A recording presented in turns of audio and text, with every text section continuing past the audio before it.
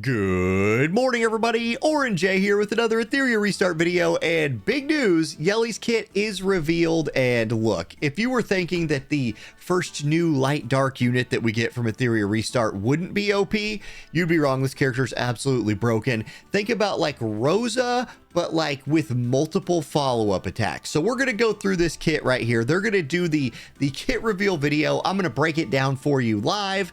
Yeah, look, okay, they're going to show some builds here. You're going to build this character to do critical hits, right? Critical hits. The battle will is interesting. She might actually be a character that wants to take advantage of battle will because of like the way her passive works. But let's go skill by skill. So skill 1, arrow spark, like fire flickering on butterfly wings. Yeli manipulates arrows, 240% damage to a single enemy, with each attack having a 30% chance to steal one buff. Now, that is at max rank. At max rank, you get that 30% chance to steal a buff. It's going to start at like 10 or 15.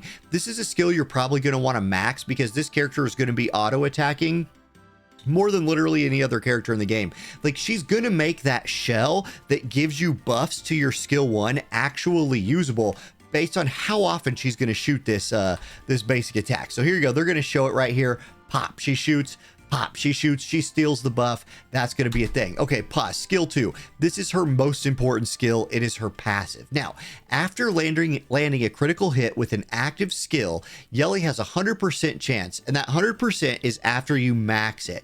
And even though it starts at like 70, you're still probably going to want to max this based on the rest of it. Just stay with me. Read this thing. So, Yeli has a 100% chance to additionally cast Arrow Spark, her skill 1 time on the main target.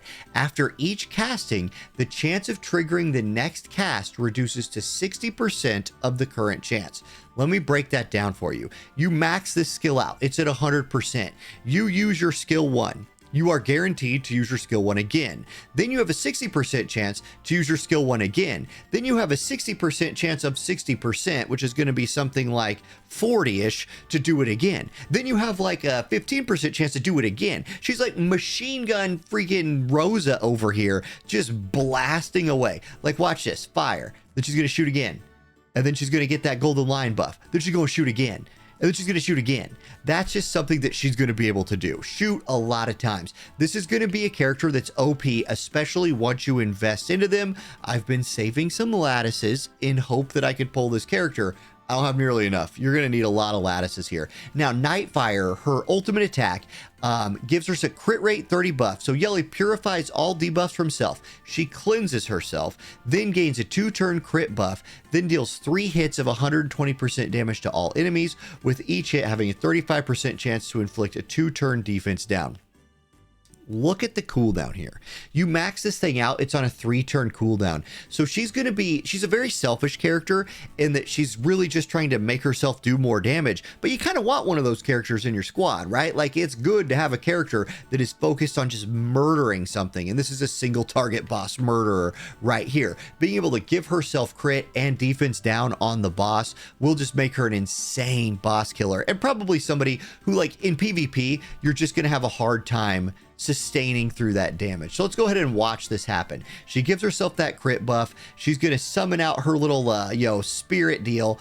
Big attack, defense down, and then she starts follow-up attacking because all of her skills trigger this follow-up attack. So watch, there it is. Boom. Now she's follow-up attacking, and all of those follow-up attacks, you guys, that she's going to cast have a chance of stealing buffs. So she's also going to be a buff stripper for your group. Maybe not as reliable of a buff stripper as somebody like a Heinrich or, you know, somebody like a, and I'll just run the video again real quick. Somebody like a Heinrich, somebody like a Viper. You might not be able to count on her to like lead off a fight by stripping a buff, but she's going to do a ton of damage and she's going to be in there stripping buffs while she's doing it.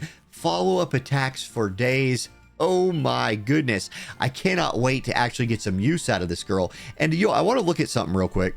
So I had mentioned maybe that like Battle Will would be an interesting build for her, because if you get the 8-set Battle Will, after an Animus uses a skill, there's a 20% chance to launch a follow-up attack on the main target. I wonder if you can like trigger this along with her other follow-up attacks.